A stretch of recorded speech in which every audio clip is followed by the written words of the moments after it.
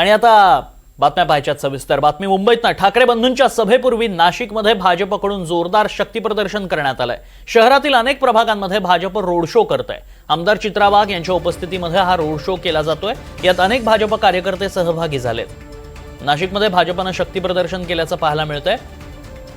ठाकरे बंधूंच्या सभेपूर्वी भाजपकडून हे शक्तीप्रदर्शन केलं जातंय। शहरातील अनेक प्रभागांमध्ये भाजपचा रोड शो पाहायला मिळतोय। आमदार चित्रा वाघ यांच्या उपस्थितीत रोड शो केला जातोय। चित्रा वाघ यांच्या उपस्थितीमध्ये नाशिकमध्ये भव्य रोड शोचं आयोजन करण्यात आलं। यावेळी असंख्य कार्यकर्ते पाहायला मिळाले।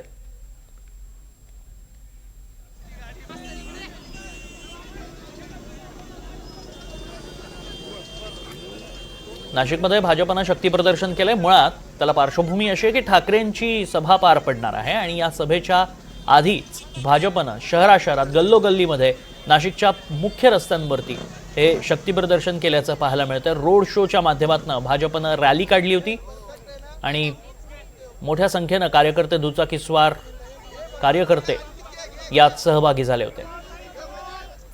ठाकरे बंधूंची पहिली संयुक्त सभा नाशिकमध्ये पार पडणार आहे आणि याच नाशिक महानगरपालिकेच्या निवडणुकीच्या अनुषंगानं प्रमुख नेत्यांच्या सभांचा धडाका सध्या सुरू होतोय। दोन्ही ठाकरे बंधू एकत्र आल्यानंतर पहिल्यांदाच नाशिकच्या अनंत कान्हेरे मैदानावर संध्याकाळी 5 वाजता उद्धव ठाकरे आणि राज ठाकरेंची जाहीर सभा पार पडणार आहे।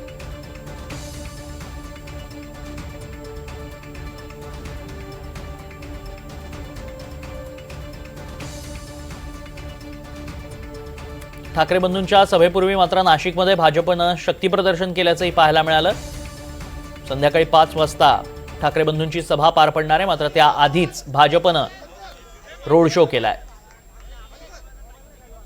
एकीकडे ठाकरे बंधूंची नाशिकमध्ये तोप धरणार आहेत, मात्र त्यापूर्वी नाशिकमध्ये भाजपकडून जोरदार शक्तीप्रदर्शन केलं जात आहे।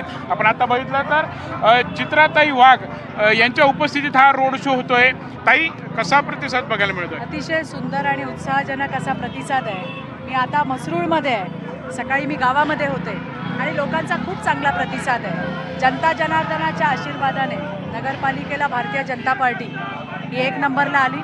आजही तुम्हाला मी जबाबदारीने सांगते की देवाभाऊवर असलेला महाराष्ट्रातल्या जनतेचा विश्वास यावरती पुन्हा एकदा महानगरपालिकेमध्ये 1 नंबरची पार्टी म्हणून भारतीय जनता पार्टी असेल। पण आजचा हा टायमिंग म्हणायचा की काय सभा आहे, थोड्या वेळाने उद्धव ठाकरे, राज ठाकरे फरक पडत नाही। 2 भाऊ आज त्या ठिकाणी, एकाकडे 25 वर्ष मुंबई महानगरपालिकेची सत्ता होती। मराठी माणूस म्हणत मराठी माणसाच्या तोंडाला पानं पुसायचं काम एकाने केलं। दुसऱ्याला नाशिककरांनी एकदा संधी दिली होती, पण आपण बघितलं की त्यांनी त्या ठिकाणी काय केलं। आजपर्यंत नाशिककरांनी पुन्हा संधी दिलेली नाही। त्याच्यामुळे त्यांचं एकत्र येणं त्यांच्यासमोर भारतीय जनता पार्टीचं एक तगडं असं आव्हान आहे आणि त्यामुळे ही अगतिकता आणि अपरिहार्यता आहे। आणि मी तुम्हाला पुन्हा सांगते की या ठिकाणी आम्ही आमचे नेते गिरीश भाऊ आणि आमदार देवयानीताईंच्या नेतृत्वामध्ये निवडणुका लढवतोय। निश्चितपणे नाशिककर परत एकदा भारतीय जनता पार्टीला त्या ठिकाणी भरभरून मतदान करतील। पण म्हणजे नाशिकमध्ये जरी आपण बघितलं तर समोर शिंदे गट आणि अजित पवार गट आहे, काही फरक पडत नाही। अनेक ठिकाणी मैत्रीपूर्ण लढत आहेत, कुठे काही फरक पडत नाही। या स्थानिक पातळ्यावरती झालेल्या आघाड्या आणि युत्या आहेत, पण तुम्हाला मी पुन्हा सांगते देवाभाऊवर असलेला विश्वास हा नाशिककरांचा आढळ आहे। याही वेळेला 15 जानेवारी आणि विरोधकांना बसवा घरी हा प्रण घेऊन प्रत्येक नाशिककर कमळाचं बटन दाबेल।